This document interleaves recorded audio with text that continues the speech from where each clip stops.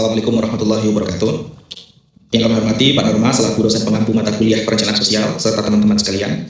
Pada kesempatan kali ini izinkan kami untuk mempresentasikan hasil tugas pemetaan sosial kami yang telah kami lakukan di Kelurahan Baciro, Kampung Gendeng RW 18. Tujuan dari kegiatan ini adalah untuk memahami kondisi sosial masyarakat secara lebih mendalam melalui identifikasi, potensi, tantangan, dan dinamika yang berkembang di daerah tersebut. Nah, pada presentasi kali ini ada beberapa aspek utama yang akan kami bahas. Yang pertama, pemetaan masalah sosial. Selanjutnya ada pemetaan stakeholder. Selanjutnya adalah pemberdayaan berbasis pendekatan asset-based community development, serta mitigasi dan manajemen konflik. Nah, mudah-mudahan dari presentasi ini akan memberikan gambaran yang jelas, serta bisa menjadi bahan diskusi yang baik dan bermanfaat bagi kita semua. Selanjutnya, memasuki latar belakang. Jadi Dusun Gendeng RW 18 itu terletak di Kelurahan Baciro, Kecamatan Gondokusuman, Kota Yogyakarta. Dusun Gendeng RW 18 merupakan wilayah yang mempunyai karakteristik masyarakat heterogen dengan berbagai latar belakang pendidikan, agama, pekerjaan, dan juga budaya. Nah, di RW 18 ini terdiri dari 7 RT, yaitu RT 72 sampai RT 78. Dalam proses perencanaan sosial ini, kami memfokuskan hanya pada RT 72 dan RT 74 sebagai sampel karena kedua wilayah ini memiliki dinamika yang beragam dan sudah mewakili kondisi masyarakat di RW 18. Pada pemetaan sosial, yang pertama itu ada gambaran tentang kondisi sosial di masyarakat RW 18. Nah, masyarakat RW 18 ini sangat beragam atau heterogen dengan latar belakang pekerjaan, agama, dan juga budaya. Nah, di sana mayoritas masyarakatnya itu bekerja sebagai pedagang, ada yang PNS juga. Kemudian masyarakat di sana juga agamanya sangat beragam, yaitu ada agama Islam, Katolik, Nasrani. Kemudian masyarakat yang tinggal di RW 18 ini tidak hanya masyarakat asli sana, tapi juga ada masyarakat pendatang yaitu dari Makassar, Sumatera, dan juga Papua. Kemudian hubungan sosial antara warga di sana itu terjalin cukup baik. Hal tersebut didukung karena di sana itu banyak kegiatan seperti PKK, desa wisma, posyandu, bank sampah, sahabat, bahkan ada tradisi ruahan dan juga tradisi sawah. Namun, sangat disayangkan partisipasi generasi muda dalam mengikuti kegiatan yang ada di masyarakat itu di RW 18 itu masih belum optimal. Selanjutnya ada kondisi ekonomi. Jadi di masyarakat di RW 18 itu mayoritas bekerja sebagai buruh, pedagang, wira swasta, dan juga PNS. Masyarakat di sana banyak yang usaha rumahan, jadi membangun usaha di rumah, dan juga banyak sekali UMKM yang ada di sana. Kemudian di sana juga pernah ada pemberdayaan ekonomi seperti pelatihan membatik dan juga pelatihan keterampilan membuat bakpia. Untuk keterampilan membatik ini dilakukan di RW 18 mencakup semua RT, sedangkan pelatihan bakpia ini hanya dilakukan di RT 74 saja. Di masyarakat di RW 18 ini masih tergolong menengah ke bawah. Kemudian dalam kondisi ekonomi ini perlu adanya penguatan UMKM serta pelatihan kewirausahaan dan juga pendampingan usaha yang lebih lanjut lagi. Selanjutnya, yang ketiga itu adalah kondisi lingkungan. Jadi kondisi lingkungan di RW 18 ini cukup baik karena di sana juga ada budaya kerja bakti sebagai bentuk kepedulian masyarakat terhadap lingkungan. Juga ada bank sampah yang sudah dijalankan di sana. Selain itu, di RT 74 itu pernah ada program namanya Kotaku Bersih. Selain itu,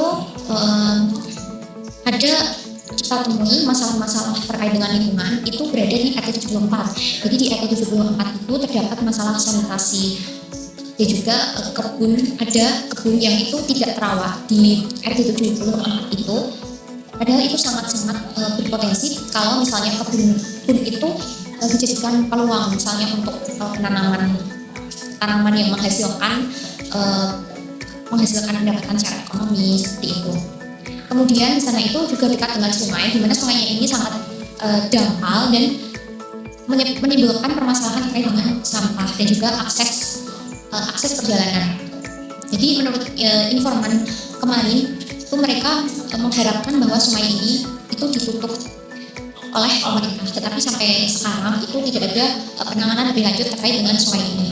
Kemudian yang menjadi masalah itu adalah penataan parkirnya, ini juga menjadi tantangan tersendiri bagi masyarakat di RW 18 karena di sana itu jalanannya juga cukup sempit, apalagi banyak UMKM di sana, banyak orang-orang yang berdagang di sana dan juga mobilitasnya juga sangat tinggi, dan itu parkirnya itu menjadi tantangan tersendiri.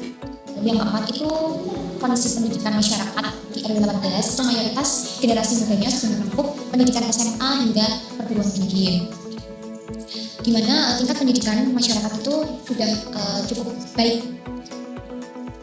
Tetapi memang di sana itu partisipasi pemudanya itu memang belum optimal dan memang membutuhkan pengembangan keterampilan dan juga pemberdayaan pemuda yang ada di sana. Seperti itu. Mungkin itu pemetaan sosial yang ada di wilayah RW 18 dengan mengambil sampel RT 72 dan juga RT 74. Kemudian akan dilanjutkan yaitu pemetaan masalah sosial di RW 18. Dan selanjutnya masuk ke pemetaan sosial. Ada beberapa masalah pemetaan sosial. Di sini ketika itu masalah ekonomi, masalah lingkungan, dan masalah ketertiban dan keamanan. Yang pertama dalam masalah ekonomi, terdapat pendapatan dan taraf hidup masyarakat yang masih menjadi salah satu masalah utama yang dirasakan warga, terutama bagi kelompok masyarakat dan pekerja dengan pekerjaan yang tidak tetap seperti buruh, pekerja sektor informal. Jadi mereka masih bergantung pada orang lain untuk mendapatkan gaji mereka. Jadi mereka tidak mendapatkan gaji yang tetap. Selanjutnya yang kedua dalam masalah ekonomi yaitu meskipun kebutuhan dasar sebagai masyarakat telah terpenuhi, peningkatan kesejahteraan masih sulit dicapai karena terbatasnya peluang usaha dan pengembangan keterampilan. Jadi masih banyak masyarakat yang sudah terpenuhi tapi belum sejahtera dan masih sulit karena keterampilan mereka yang masih kurang. Selanjutnya terdapat beberapa pelatihan yang pernah dilaksanakan seperti seseorang pelatihan bahasa Jawa, MC Jawa, bahasa Jawa, tapi belum memberikan dampak yang berkelanjutan terhadap masyarakat. Karena itu perorangan, jadi mungkin masih belum memberikan dampak ke masyarakat sekitarnya. Yang kedua adalah masalah lingkungan. Yang pertama, kebun museum tidak pernah terdapat kebun museum di daerah Kampung Gendeng ini yang tidak terawat sehingga menyebabkan lingkungan kurang tertata serta membutuhkan biaya dan tenaga dalam kegiatan kerja bakti. Jadi karena tidak terawat dan membutuhkan anggaran besar sehingga kebun ini kurang tertata. Selanjutnya dalam masalah lingkungan terdapat pendangkalan sungai yang menimbulkan kekhawatiran karena berpotensi menjadi sumber penyakit, sumber bencana banjir dan mengganggu kualitas lingkungan permukiman. Karena terdapat sungai yang dangkal bisa mengakibatkan masyarakat terkena beberapa penyakit jika terjadi banjir. Lalu yang ketiga ada masalah ketertiban dan keamanan. Yang pertama, secara umum masyarakat hidup rukun. Beberapa masalah ketertiban terkadang sering muncul, terutama yang berkaitan dengan penghuni kos. Karena banyak masyarakat di Kampung Gendeng ini, banyak masyarakat pendatang sehingga banyak anak-anak muda yang membawa masalah ke dalam Kampung Gendeng ini. Yang kedua, adanya perbedaan latar belakang sosial dan budaya masyarakat, termasuk pandangan dari berbagai daerah, terkadang menimbulkan gesekan sosial dalam kehidupan di masyarakat. Karena kebanyakan dari luar Jogja berbeda daerah, jadi berbeda aturan juga, berbeda kebiasaan. Kampung Gendeng ini mengakibatkan masyarakat menjadi terdapat gesekan karena perbedaan. Lalu yang ketiga, ada beberapa kasus gangguan ketertiban memerlukan mediasi oleh pengurus RT dan RW untuk mencegah konflik berkembang lebih besar. Jika sudah terdapat konflik, biasanya diurus oleh RT RW terlebih dahulu supaya bisa ditangani. Nah, jika tidak bisa selesai oleh RT RW maka akan diberikan ke pihak yang berwajib.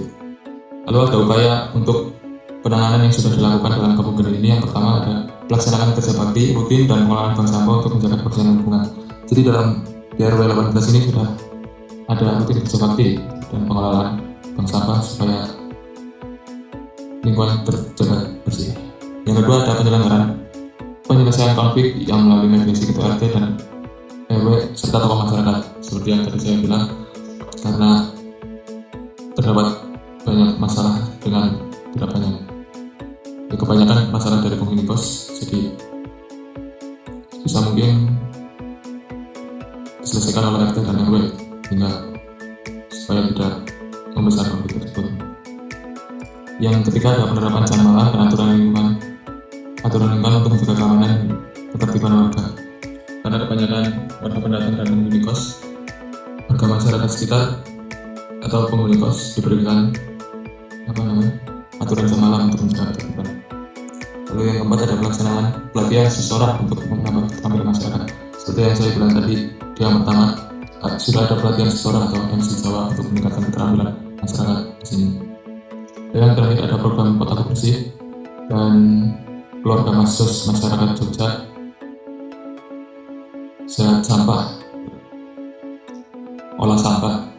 Sebagaimana upaya meningkatkan kualitas lingkungan dan kesejahteraan masyarakat, sudah ada beberapa program kebersihan yang dilakukan oleh masyarakat serta ibu PKK untuk menjaga kebersihan lingkungan di sekitar kampung Kediri, khususnya RW 18. Baik, masuk kepada pembukaan stakeholder ini yang kami dapati selama wawancara kemarin. Di wilayah Gendeng ini, sebagian besar RT-nya belum pernah melakukan kolaborasi ataupun kerjasama langsung dengan pihak eksternal dalam melakukan program pembangunan. Akan tetapi kabar baiknya terdapat satu RT, yaitu RT 74 yang pernah melakukan kerjasama dengan pihak Dinas Lingkungan Hidup. Di Gendeng ini juga pernah jadi lokasi KKN dari mahasiswa Universitas Islam Indonesia. Tentunya dari mahasiswa KKN ini banyak kegiatan yang dilakukan dengan melibatkan masyarakat secara langsung seperti itu. Selanjutnya mengenai pemberdayaan ABCD.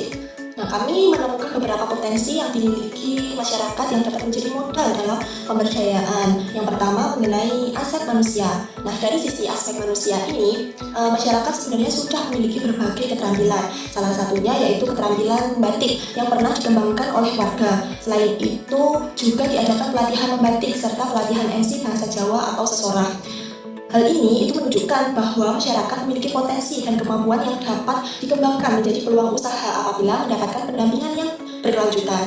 Nah, kemudian yang kedua yaitu aset sosial. Pada aset sosial, masyarakat pasti memiliki ikatan sosial dan budaya yang cukup kuat. Hal ini terlihat dari masih aktifnya berbagai kegiatan budaya seperti acara lamaran, pernikahan, hingga pengantaran jenazah.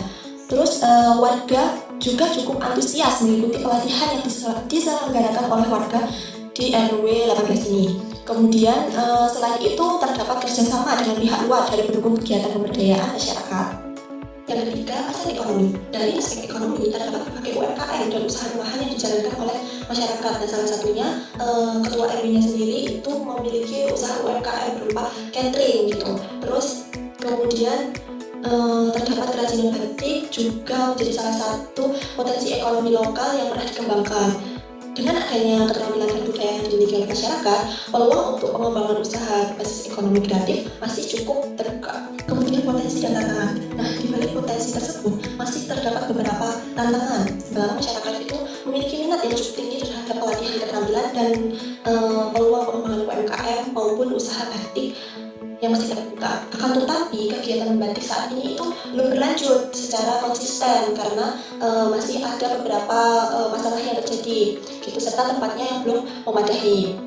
Kemudian keterampilan kewirausahaan masyarakat itu juga masih perlu ditingkatkan. Terus program pelatihan yang pernah dilakukan belum disertai tindak lanjut atau pendampingan yang berkelanjutan sehingga dampaknya belum optimal. Baik, masuk pada mitigasi manajemen konflik. Untuk di RW 18 sendiri, secara umum masyarakat ini hidup dengan damai. Kalaupun ada konflik biasanya hanya berskala kecil dan bisa diselesaikan melalui mediasi oleh ketua RT dan juga pihak terkait. Nah, untuk di RW 18 sendiri, konflik ini kebanyakan dipengaruhi oleh keberagaman asal daerah warga. Karena di sana terdapat juga warga yang berasal dari daerah Makassar, Sumatera, dan juga Papua yang tentunya memiliki karakteristik berbeda dengan masyarakat setempat. Nah, ada juga beberapa aktivitas yang dinilai mengganggu ketertiban masyarakat, seperti salah satunya beberapa oknum meminum alkohol sehingga menyebabkan tindakan yang tidak terkendali. Seperti itu. Nah, jika mediasi tidak berhasil, biasanya akan melibatkan pihak berwajib. Selain konflik antar warga, di sana juga terdapat konflik antara warga dan juga angkos terkait permasalahan jam malam. Sehingga dibuatlah peraturan jam malam untuk menjaga ketertiban lingkungan.